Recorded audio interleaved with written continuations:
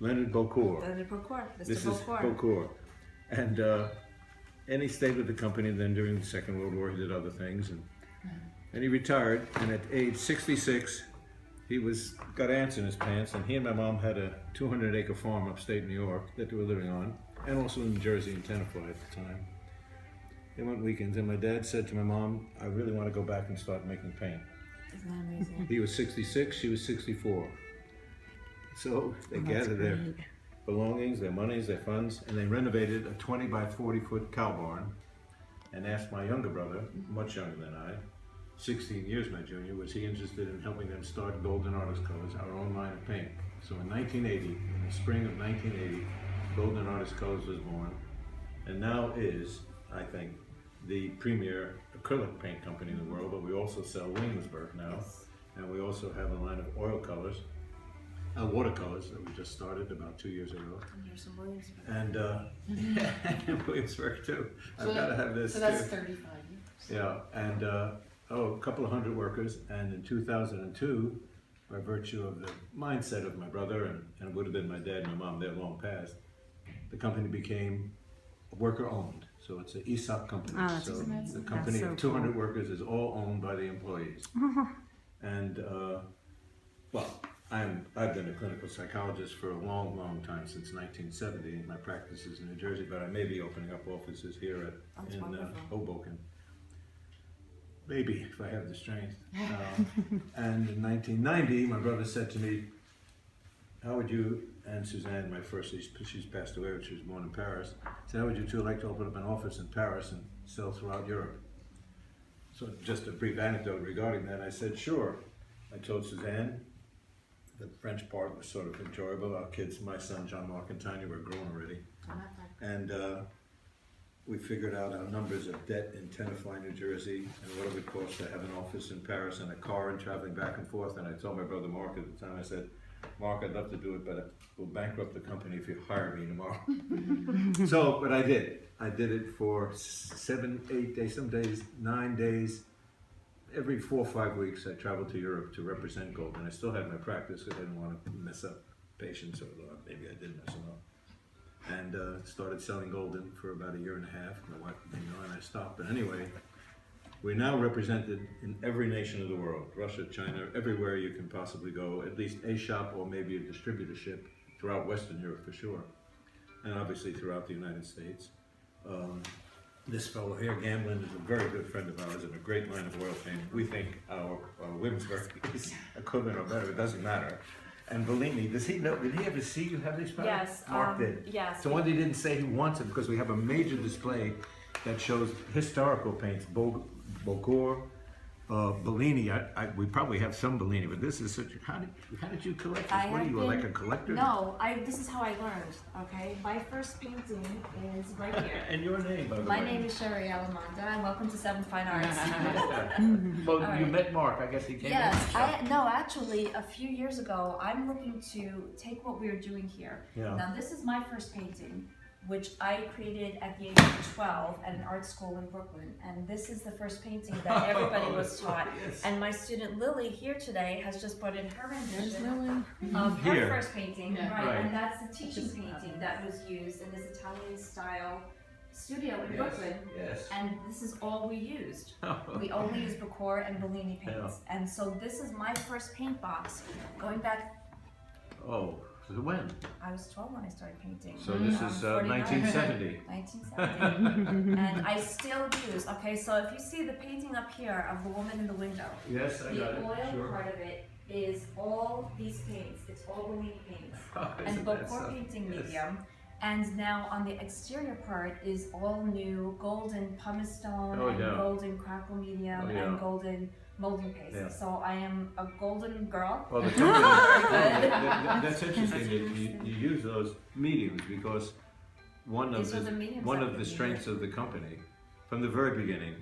My dad was and now my brother, who's, I guess I'm 77, so he's in 60, 61 or 2. Anyway, quite familiar with major American painters, Frankenthaler, Litsky, Kenny Nolan, everyone you could possibly think of, who were just starting in the 30s and 40s.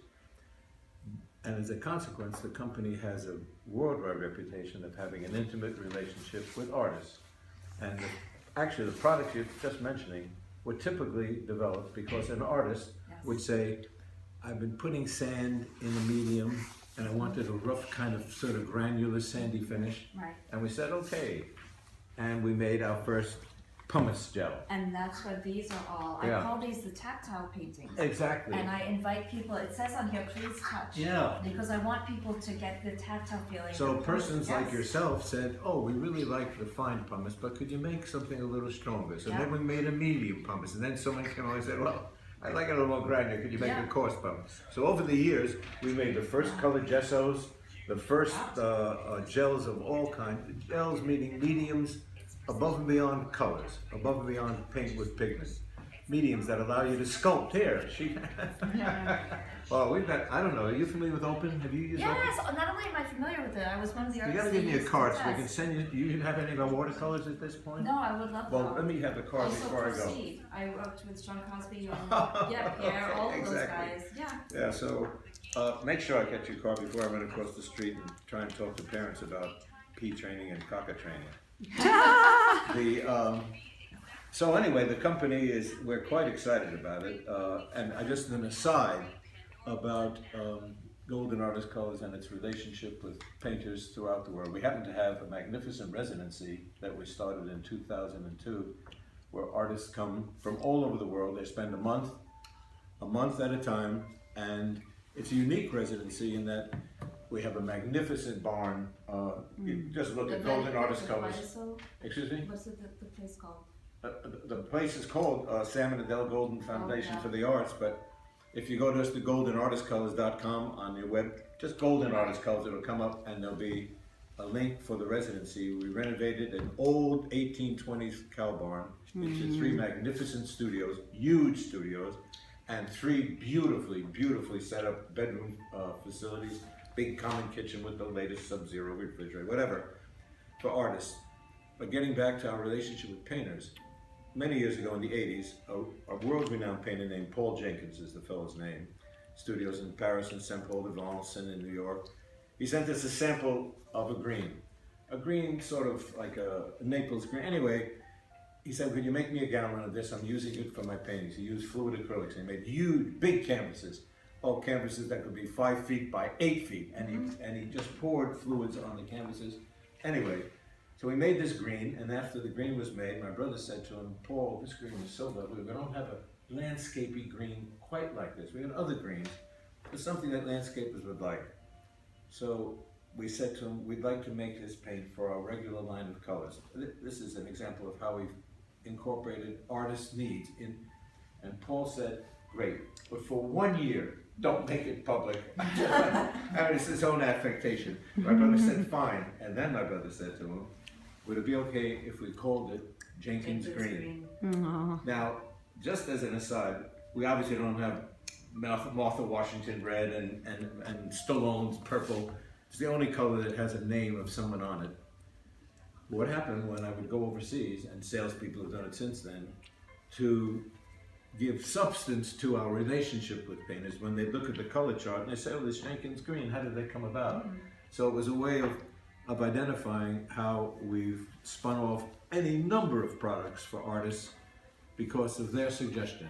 So Jenkins Green is one of our, it's a big selling green color. That's a great story. It's a great story of the company.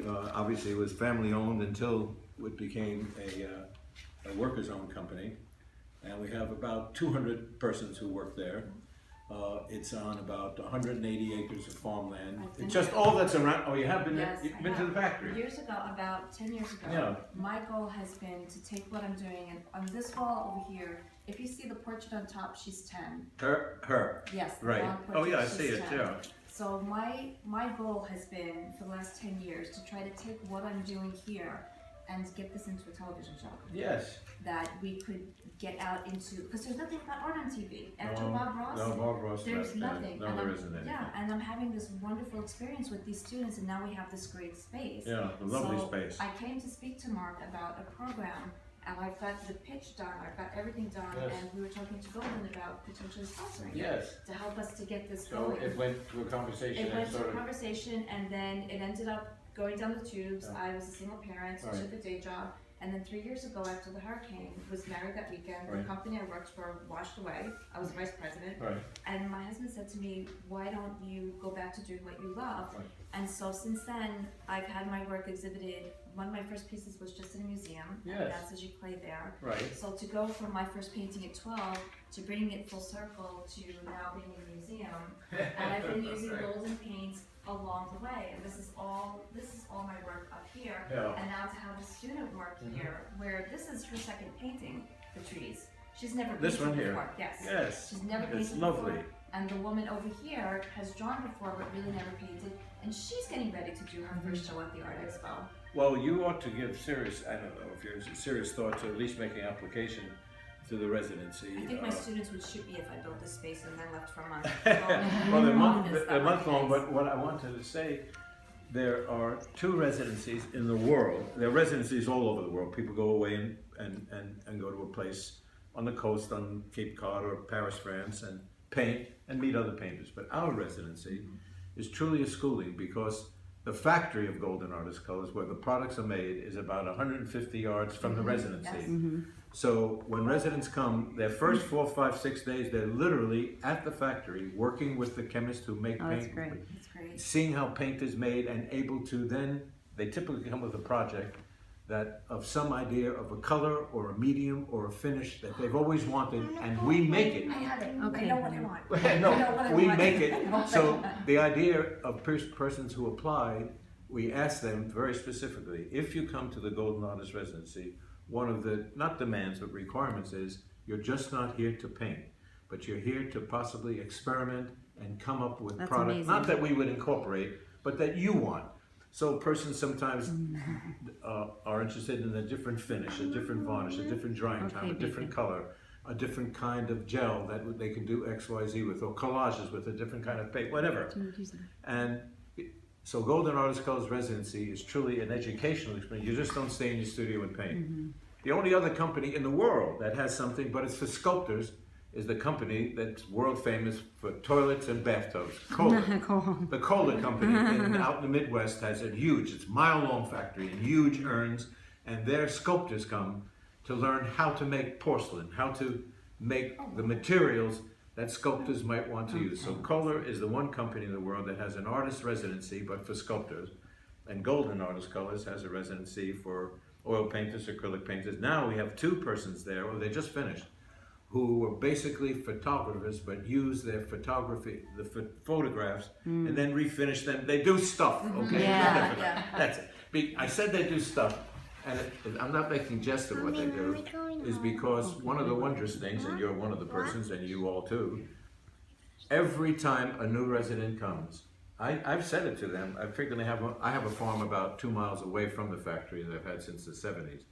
I usually have the artists, the 3 of them, 3 at a time, come to my house for a dinner. And I'm always commenting to them that I thought I saw the last stuff, the last different, the Yeah. last, it's not that things aren't, I mean, all these things obviously have a connection. It isn't just the colors or forms or whether it's abstract or realistic or semi, is that artists are constantly generating something, oh, sure, I didn't see that. It's the how come of it, I marvel at. Marvel. We're all fortunate that artists exist, because without them our world would be absolutely flat and dull. And the greatest part is, and you're a good example of it, artists don't have any choice. Yes. Artists don't become plumbers. They don't have to sell a painting ever. They're like, they've had it. Yeah. They don't have to sell, and they just paint. And when they finish painting that, they put it aside. It's the process for artists that's the main piece. The end result you like. And soon enough, it's aside. I've gone to get studios of artists that are looking either to get something or, not given painting, and I'll see a rack. I'll be going through the rack, and the guy or the woman would say, "Why are you going through that? This is what I'm doing." I said, "That's okay."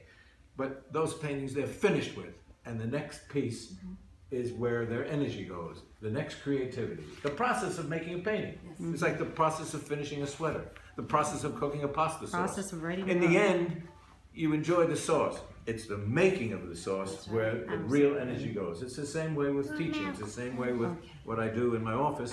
Yeah, I don't know if I cured anyone in 45 years, but it's the relationship and what's going on, you know, when you're seeing someone that really is the exciting that keeps you going. Okay?